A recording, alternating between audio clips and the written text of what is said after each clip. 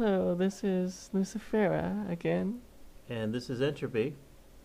Today we're going to continue to talk about the Superman as an archetype. We discussed in our last video the idea of Nietzsche and his Ubermensch, his Superman. And of course all of us sort of aspiring to be this way, a symbol of the evolved man, if you will.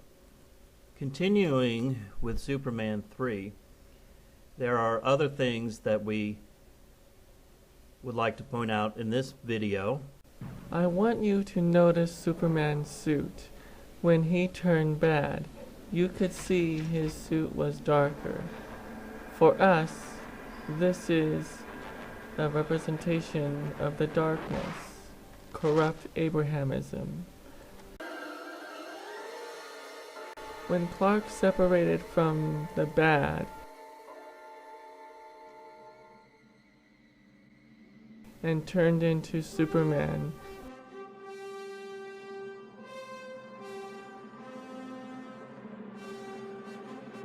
spiritual Israel, his suit was brighter, representing change, transformation, and transmutation into a new creation.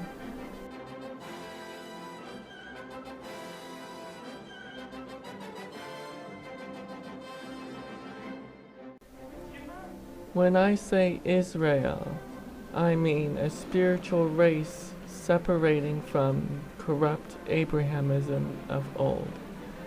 You could say this is the time of separation, or, quote, rapture. I come to separate the wheat from the chaff.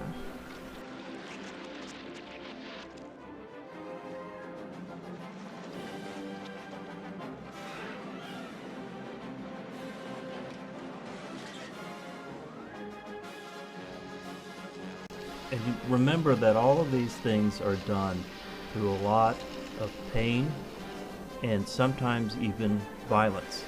We have been so conditioned to be afraid of pain and violence by our very soft Western culture. A real transformation is going to be those who transform. They are going to be required, simply due to the nature of transformation, they are going to go through a lot of pain and suffering. This is unfortunately the way of this world and this universe. In order to transform, in order to evolve, in order to become a more enlightened being, you must have to go through hardship, through pain, and sometimes even physical violence in order to transform from this lower being to a higher sentient. This will be required of us, those of us who are striving towards this goal of the Ubermensch, the Superman. And of course you can see that depicted in this movie where Clark and Superman are fighting against each other. The transformation is coming from the old to the new, from our shattered self to being whole, the transmutation of base metals into gold, from seeing the shadow on the wall, the demiurge, to seeing the real, the divine. There's an old Buddhist expression that goes, the moon in the water, the reflection of the moon in the water is not the moon. What we're seeing with the Abrahamism of today is only a reflection of the real thing, the real divine. What people are afraid to do is look within themselves to find this divine nature, because we are all part of this oneness. And you can deny it, but it doesn't mean it's not true. The reflection is not the moon. The demiurge reflection that we see that is worshipped by the Abrahamic religions is not the real thing. It's not the real moon. It's only the reflection in the water. As Clark separated from the bad, Superman, so does the Elohim separate from the corrupt. Abrahamism in its current form shall burn up in flames. The seed of truth from it shall spring, a new way, a new understanding, a new God rises, which is us. The point of our message is this: the ever-expanding mission of our people to strive towards the better understanding of their true nature, to nurture and to help bring about that nature is what good parents do, as opposed to the demiurge who keeps his, quote, children ever ignorant and dependent upon him. This is illustrated in the speech given by Jor-El to his son Kal-El, Superman, in the movie The Man of Steel. You will travel far, my little Kal-El, but we will never leave you, even in the face of our death. You will make my strength your own. You will see my life through your eyes, as your life will be seen through mine. The Son becomes the Father, and the Father the Son. People are always looking for God outside of themselves, when in fact the divine is within. This is about oneness. We are the Father and the Son, or the Mother and the Daughter. A new understanding is emerging. The old is falling away, for the former things have passed away. We see another story that further defines our analogy. Here we have a story of a creature that is let free from the depths of the earth. They call the Doomsday Monster.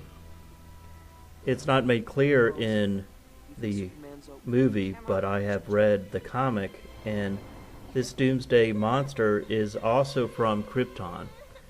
And this Doomsday Monster is sort of a good representation of chaos, because at least in the movie, this creature has been created and only knows to kill. That is all it knows to do. So in this creature represents chaos, as opposed to the Superman who is later revealed in the movie. This creature, Doomsday, kills Kal-El. Like Christ in the story in the Bible, Kal-El resurrects. But then later in the movie, you come to realize that this new Superman is not actually the real Kal-El. However, he is a clone of Superman that had been created by Lex Luthor. Now, this is absolutely a great metaphor for the Christ, the so-called Christ, that the Christians worship. This Superman, initially under the control of Lex Luthor, becomes a tyrant. He becomes too much order. Now that chaos, you might look at it this way, of course I do. Now that chaos has been disposed of in the form of the monster that only knew to kill, kill, kill, you have a new order coming. This would be evil order. An evil order that is tyrannical, that polices everyone, that is not at all like the Superman. And here, another good metaphor, the real Superman is actually not dead. He was never even killed, so he was never resurrected to begin with. Just like the Christ nature that is within us, that was in the historical Christ, if you will, and was in the nature of people before the historical Christ, also called the Buddha nature, that nature, that spirit cannot be killed and is never killed and destroyed. So basically it's the real Christ versus the false Christ, or the real Superman versus the false Superman, or the clone. And another way of looking at it is the true church versus the false church that we see today, the Christian church. The true church, the Gnostic church, has been underground, has been less powerful, just as this new, less powerful Superman is as he comes and fights here in these scenes. But this is the true Superman. The other is just a clone. It's just a fake. It's just a shadow of the true Superman. And just as the Christian church is just a shadow of what was in, what the intentions were in the beginning, in the very beginning, in the beginning of the universe, for what this was meant to be, knowing and drawing upon our Christ nature within us. Jehovah, Enlil are just names given to the demiurge, or shadow self.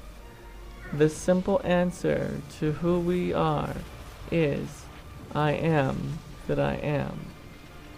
There is no other. There is no need to worship idols. Thou shalt not make unto thee any graven image. You are worshiping false gods instead of looking within, where the true God resides, you. Look, why prolong this? I could keep this up all day, but you, why not fly on out of here while you still can? And leave the city in your hands? Not likely. But don't you get it? I am you, Superman. A reflection of you as you might have been. If I were raised by Luthor, if you were strong. You're self-righteous, misguided, my reflection in a cracked mirror. Suit yourself. The old shall pass away. The bad Elohim and El, Yahweh, are our shattered mirror. When made whole, we see our true self and know who we truly are. The great revealing. I am that I am. Eye Ashir Eye. You will give the people an ideal to strive towards.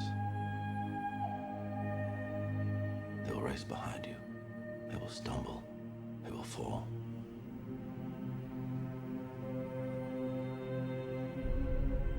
But in time, they will join you in the sun. In time, you will help them accomplish wonders. The biggest enemy is inside of you.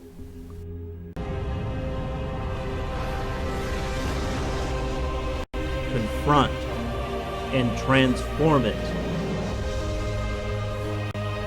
Ascend to the stars.